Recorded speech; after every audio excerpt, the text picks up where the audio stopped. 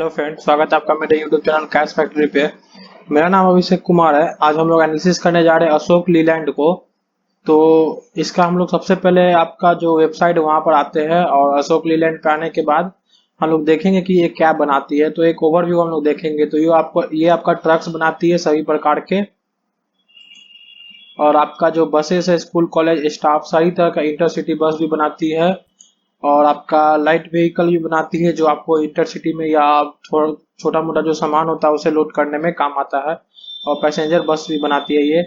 और इनका एक अच्छा खासा मतलब कि पावर जनरेशन में भी है। पावर सोल्यूशन में जो आपका जनरेटर वनेटर आता है उसमें भी इसका अच्छा खासा होल्डिंग है। तो एक अच्छा खासा ब्रांड माना जाता है आपका ये अशोक लीलैंड पावर जनरेशन में, या पावर का जो पावर सोल्यूशन है उसमें। तो हम लोग आते हैं तो इसका फंडामेंटल चेक करते हैं, फाइनेंशियल जिसे हम लोग बोलते हैं।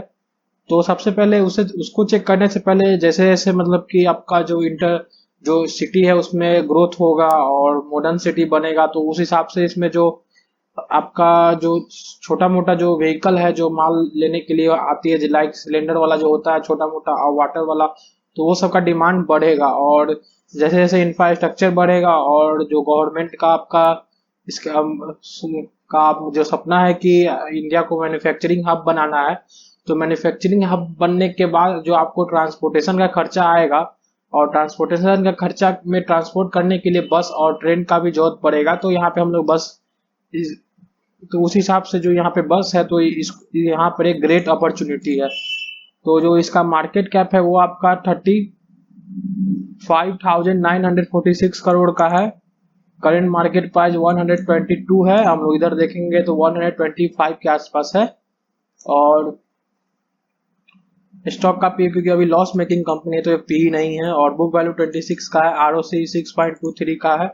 डेप्ट है इस कंपनी में। प्रमोटर होल्डिंग आपका जो है वो 51% का है। तो मैं इस कंपनी को क्यों एनालिसिस कर रहा हूँ, क्योंकि आज अब इस सेक्टर में ग्रोथ आने वाला है। और इस सेक्टर में ग्रोथ आने के लिए जो इसका सेल है वो आपका लाइफ टाइम हाई है। आपका देख सकते हैं यहाँ पे सेल आपका लाइफ टाइम हाई है। और जो प्रॉफिट है वो भी नियर है लाइफ टाइम हाई है। यहाँ पे जो पेंडेमिक का मार था तो कंपनी लॉस मेकिंग थी, और अपना जो आपका पिछले जो परफॉर्मेंस है उसमें कंपनी आ रही है धीरे धीरे। और हम लोग यहाँ पे देखते हैं तो 2014 में कंपनी शायद लिस्ट हुई थी, या 2014 का जो आपका सेल है वो आपका 11,000 था, और अभी आपका 19,000 है। ये पेंडेमिक का है। और आपका ये जो पीक परफॉर्मेंस है जो अभी आने वाला है वापस फिर से, उसमें कंपनी 3 टाइम्स अपना सेल बढ़ाई है। और आपका जो ऑपरेटिंग प्रॉफिट है वो भी आपका 10 टाइम्स हुई है। और अभी भी आपका ये अच्छा खासा मार्जिन पे है। और कंपनी का जो नेट प्रॉफिट है वो भी यहाँ पे थोड़ा मोड़ा लॉस आया है, बिकॉज ऑफ इंटरेस्ट जो यहाँ पे करना पड़ा है हैवीली, उसके कारण कंपनी को लॉस हुआ है।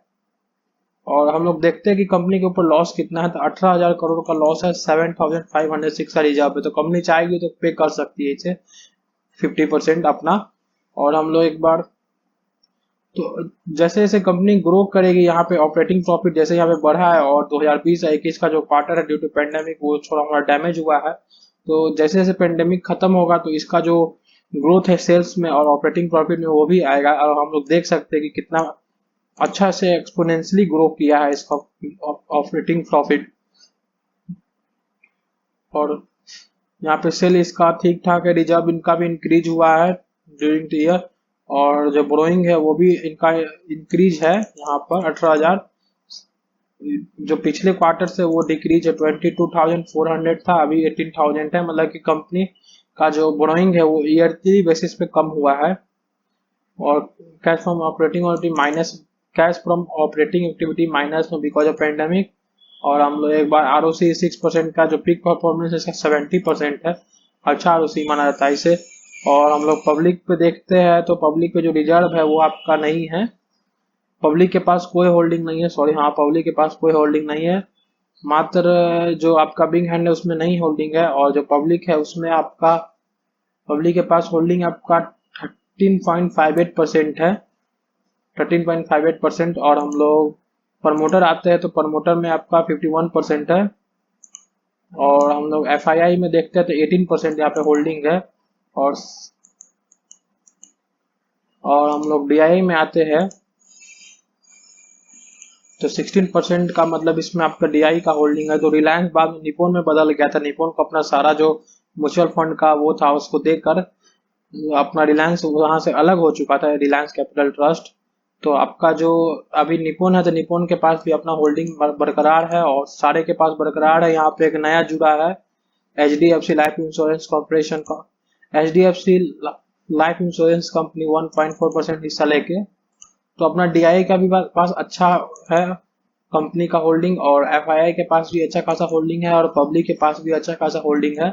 और एक्चुअली अच्छा खासा होल्डिंग भी है और कम होल्डिंग भी एक्चुअली पब्लिक के पास देखा जाए तो मात्र 13.5% के आसपास में पब्लिक का होल्डिंग है। और हम लोग इसके जो चार्ट पैटर्न पे आते हैं तो हम एक बार ड्रॉइंग हटाएंगे तो हम लोग का जो मूविंग एवरेज है वो आपका 9 है, 20 है, 200 मूविंग एवरेज पे हम लोग इसको चेक कर रहे हैं। और ये जो चार्ट पैटर्न है वो आपका कपिड हैंडल भी है और हेड एंड शोल्डर भी है। तो हम दिखाते हैं रिवर्स हेड एंड शोल्डर। तो हम लोग आते हैं तो सबसे पहले ये इसका शोल्डर और ये बड़ा सा हेड और फिर ये एक शोल्डर है, और हम लोग इसे नहीं मानेंगे हेड, छोटा है तो आपका कपिड हैंडल बन जाएगा, लेकिन ये traditionally head and shoulder pattern यहाँ पे बन रहा है। और जो इसका टारगेट निकल के आता है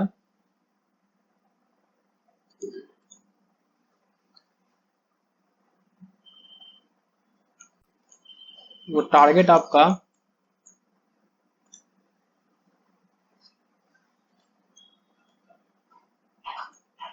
226 का टारगेट है, जो यहाँ से 71% अप है।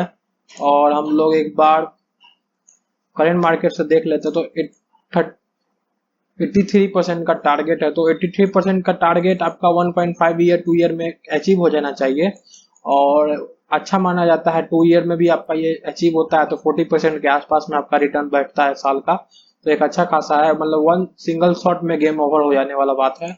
और हम लोग का जो स्टॉप लॉस होगा वो आपका यहाँ पर होगा, ये जो 200 मूविंग आपका वीकली पे है वो, ये हम लोग का स्टॉप लॉस होगा। और अगर आती है प्राइस नीचे तो हम लोग को और यहाँ पे बाई करना चाहिए। उस हिसाब से अपना एनालिसिस कर लीजिए, ये मेरा कोई रिकमेंडेशन नहीं है।